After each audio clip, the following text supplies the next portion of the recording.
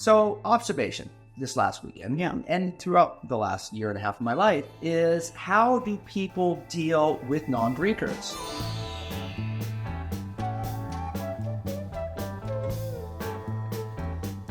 Welcome back to the Harley and Malarkey Podcast, Old Dog, New Tricks.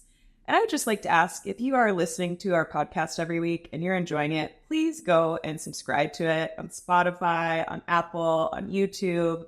Leave us a rating, leave us a review. It really helps us. And then every week we'll pop up on your phone when we upload our new podcast on Wednesdays. Do I have a subscription? I had to go and subscribe to our podcast last week. I was like, you don't even subscribe? You know, when you live it, do you need to re-listen to it? No. It's just about the numbers. Oh, we love numbers. I have a subject, as I like to do, pop them on you right here. Yeah. It's not the only thing I'll up on you. It's the 5th of July, for some context. Who knows when this episode will go live, but maybe next week. So, observation this last weekend, and throughout the last year and a half of my life, is how do people deal with non-drinkers? Yeah. We almost have like a invisible disease. And when you're in a group of people and they're like, oh, hey, have a shot, have that. I was like, no, man, just have water, And they're like, oh, like, are you a hardcore addict? Did you just get out of betting Ford? Like, what's going on? And they treat you a bit like an alien. Yeah. Yeah, I think that's true. I think what I've noticed from not drinking as much, and just full disclaimer, I do have a drink like every 6 weeks. So I'm not sober like Brian is from alcohol completely, but I had to be. Yeah. I didn't hit rock bottom, but man, I was splashing along the top of the water, you know what I'm saying? And it's rarely worth it when I have a drink, but just a disclaimer in case you ever see me order a drink and you're like, she's a liar, that little bitch. What I found in this year and a half since I didn't drink for a whole year, I don't drink much anymore, is that people have a lot of guilt around their drinking. Like anytime I bring it up, like, oh, I don't really drink anymore, it's like people have to justify their drinking to me or have to tell me, oh yeah, I don't drink that much. This one drink is enough for me. And then I'll look over at them and they're on drink 3, like 20 minutes later. And it's like, I think people carry a lot of guilt with them. So then when we're not drinking, it kind of makes them have to face their own discomfort when drinking. I agree. And what I've also noticed in that same context is it makes them think about it. We're kind of ruin parties. We ruin parties. Let's just be real, right? You're like in there like, no, I'm fine. And it's not like we care if you're drinking. We're not judging you for drinking, but the fact that you know that now there's accountability in the room. When you're in a room full of drinkers, nobody's going to remember, nobody's going to care. Accidents happen because you're drunk. But now they're like, oh, God, there's somebody that's clear-minded in this room. We are totally screwed. I mean, my brother straight up said this to me multiple times because we were hanging out with him in Mexico and he said something to his fiance. And the next day I was like, hey, you said X, Y, and Z. Like, I could see how that would be really hurtful to her. And he's like, are you fucking kidding me? He's like, this is why I fucking hate hanging out with sober people. Like, I don't want to hear about that. They don't want to hear about what they said. He's like, she probably doesn't remember. I don't remember. Why are you making me feel bad now? There's so much of that. Yeah. I was trying really good. I was working on my listening right now. I was like, oh, do you have something else to say? I didn't really want to, he wanted to talk about this. And I was like, I don't know if I have much to say because I didn't want to sit around and bash people who drink because people who drink balance to their life. It's a great thing. It is. I mean, wine is a craft. Beer is a craft. Spirits is a craft. And if you can drink and really enjoy that craft, accentuate your mood a little bit and be fine with it and function completely perfectly in your society, alcohol is not an evil. It's only evil to people who let it get control of them. Yeah. Right? And I think I don't think it's entirely positive for like 90% of people, Well, now you're bashing them. You just said you didn't want to bash them, and now you just T-boned them right. Take a look in the mirror, okay? Look at the mirror. Is it good? Is it bad? Yeah, I think after having a break from drinking, and I've talked with other friends about this too, it's almost like the idea of drinking is what keeps me having that one drink every 6 weeks because I'm looking for this buzz that I think I used to get that I can't get anymore. I talked to friends too, and they're like, yeah, it's like the idea of a glass of wine at the end of the day is just so appealing and so sexy. And I'm like, oh, I can't wait for that glass of wine. And then I have it, and then I'm just kind of like tired. And then either they stop drinking or they have another one and then they really feel like shit the next day. So I do think that, alcohol is glorified. And for most people, it's not bringing them as much joy as they think it is. I admire the people who can have one glass of wine and feel great, who can unwind with, a little this or a little that. But, for me, it was never just one. It's the fun didn't start till the third one. And then it didn't stop until it was gone. So I just cut you off since you always cut me off. But I was just going to say, I can't like that. Dominatrix or something right here? Oh, I'm into it. Tell me to shut up. I yelled at Brian yesterday for maybe the first time in our relationship. I loved it. It backfired. I was like, that was so hot. Are you kidding me? I am the kind of person that can just have one glass of wine, and I'll just be here to say that even for me, it's not worth it. I don't get a good buzz anymore. It doesn't make me feel good. I feel a little slow the next day, even from one glass of wine. So I wasn't boring. This is a 33-year-old woman here. I'm just kind of over it. If I do decide to drink, I think what I've learned is you just have a shot of tequila. You shoot it down super, super fast on an empty stomach. Woohoo! That's it. That's all you need. Yeah. You do pretty good on that. And when we're surrounded by my kids and friends and this and their stress of that and that and that, I'm sometimes like, you should probably have a shot of tequila. Save yourself. I don't usually. I don't like to drink around his kids because they've grown up with a lot of drinking, and I really like that. No, I don't want you to drink in front of them. I want you to go into the closet and hide from them as you should. It's so interesting that when I first started not drinking, I run restaurants, and I love people to drink, and you should too, because that helps fuel the restaurants, and people are there celebrating and having a great time. But so many people wanted to buy me a drink, buy me a shot. Hey, can I get you this? Can I get you that? That for the first few months when I quit drinking, I walked around with a fake cocktail. I was like, oh, no, I already got one. I already got one. And now I'm just like, no, I'm not drinking, and I can kind of get by it a little bit easier now because I'm robust, I'm loud. And people think that when you're not drinking, you're kind of this crippled little bird, right? You're like, oh, I'm okay. I don't want to drink. But I love not drinking. I have more fun. I have better conversations. I'm more engaged. I'm having a better time. Now, I'm just very, very comfortable inside my own skin, and it's no big deal. But man, when we walk into a room of heavy drinkers, I'm a party killer. Yeah. I am an absolute, they're like, oh, fuck, Malarkey's here. Accountability has just arrived. And I'm not going to judge you. I'm not going to hold you accountable, but I am present. And I look at you and I think what happens is I'm like that person that looks over the river and sees their reflection going by. I'm a mirror of what you want. So many drinkers we talk to are like, I want to stop drinking. I want to stop drinking. I can't imagine not drinking. It's such an ingrained thing in our society. Yeah, no, it really is. And if you're one of those people, what we've also learned is that taking at least 3 months off, that 1 month off doesn't really do much. But once you get to those 3 months, you're like, I feel so good. I have so much time back in my day for things that really matter. And I don't want to go back to that.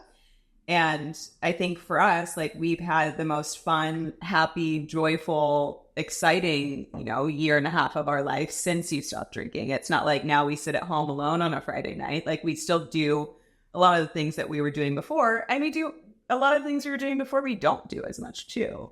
And it's the social anxiety that you get over also. It's not just feeling better, but you're so programmed. You've been drinking since, high school, college, whatever it is, that anytime you're in a social circle at night, at 5 o'clock. And I have this funny thing, and I'm going to throw Mamie under the bridge here. Mamie's my mom. 4:45 in the afternoon.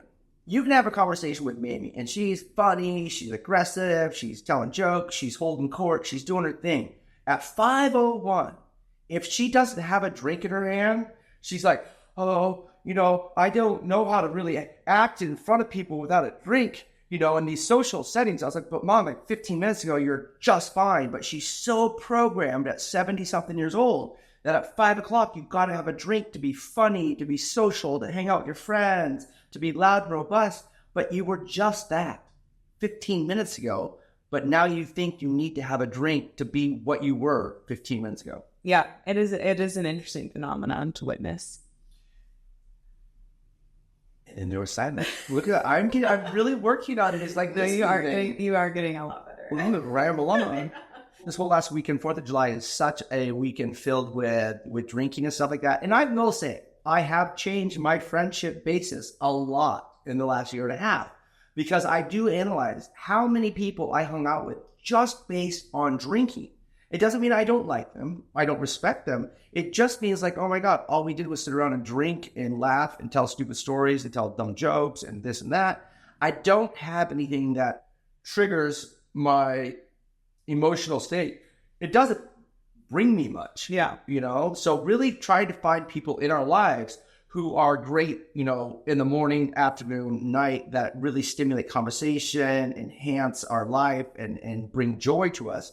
It's a different mindset. So it does take a period of time. That's why so many people fail. Like, oh, I can't go hang out with my old friends. Well, what do you do with your old friends? You just get drunk.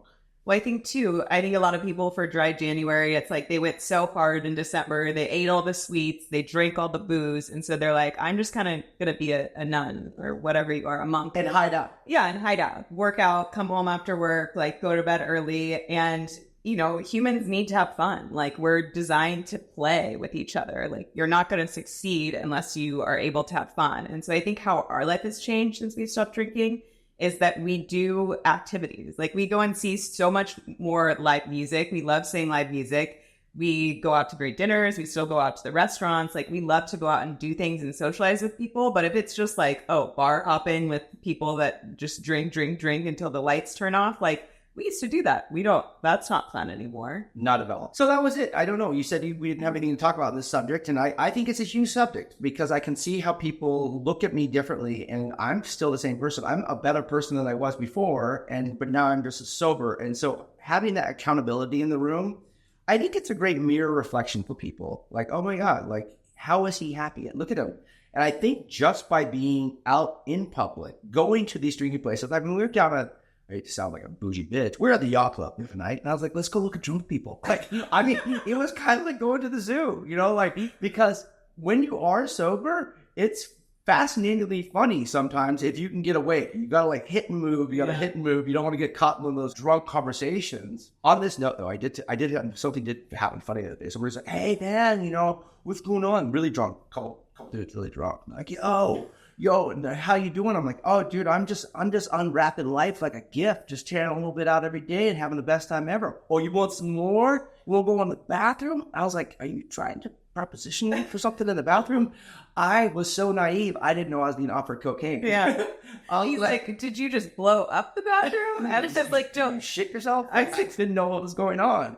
But it was cocaine lingo. And I was like, oh my God, that sounds absolutely fascinating to be in the middle of the day in a family environment doing blow with some extremely drunk people. I couldn't imagine spending my day a better way.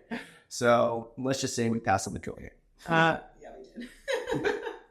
Well, I would be interested to hear if anybody's stopped drinking, what has been challenging for them, if they're thinking about not drinking, but they haven't been able to, why, send us your questions. Get out there and live. You have to realize that when you do make a giant change like that, you have to give it time. You have to process it. Another friend of ours is 7 months and he's in that sweet zone. He's working out. He's feeling good. He said, I used to have my mornings and my days. I got back my nights. It doesn't mean that he doesn't like unwind and relax and do those sort of things. He still goes out and surfs. He does those sort of things, but he's clear-headed. Do you realize that when you're a drinker like I was, you're losing about a third of your life, literally. Like, it's fun, but immediately when I tasted that alcohol, it was like, oh, I'm done with the day. I'm done talking. I'm done thinking. I'm just relaxing. And now I still can relax a little bit, not really, but the idea is I have 24 hours a day in my life. I have my dreams back. I have my sleep back. I have my health back. I have my mind back. And I'm not saying, again, that drinking is bad for everyone. But a lot of people are just living in the mud, and it's so much nicer to get out on the grass. Amen. I don't know. Was that a double intent? Get on the grass. Malarkey smoking the weed. I don't even smoke the weed. I don't smoke the weed, but all disclosures, an edible, which is legal in the state of California, a little sativa edible is all I need. Right? It keeps me focused, keeps me happy, keeps me smiling. Cannot smoke the weed. I can't do the mushrooms. I can't do any of those things. So I just need a little edge every once in a while. It's a couple milligrams of a nice little sativa, and it keeps me smiling. So I just want to make sure everybody out there is smiling to the best of their ability, because as we know, or as I think I know, we only have one life. I think we have more than one, but Supposedly, I'm on my last Earth tour. So this is Harley's last Earth tour. Her Reiki, what did you call her? Just every spiritual person I've ever met with has told me that I'm on my last tour of Earth. I've worked through a lot of karmic knots. Oh yeah, learning those karmic knots. So it's the Harley D farewell tour. So make sure you. I might come back for one more. No. Do not. There's no Tom Brady here. There's no unretiring here. You gotta run for it, right? You don't come back. You say I'm doing this and I'm doing it right and I'm done. Okay. All right. Spike the ball. YOLO. YOLO. Well, you said not, but YOLO. You only live once more. Once more. There it is. Cheers and love, people. If you enjoyed this episode and you'd like to help support the podcast, please share with a friend, subscribe, and leave us a rating and review. Follow us at Harley and Malarkey Podcast on Instagram and send us a message to let us know what you want to hear next or have us answer your question on an upcoming episode. Tune in next week for more Old Dog New Tricks. Thank you for listening.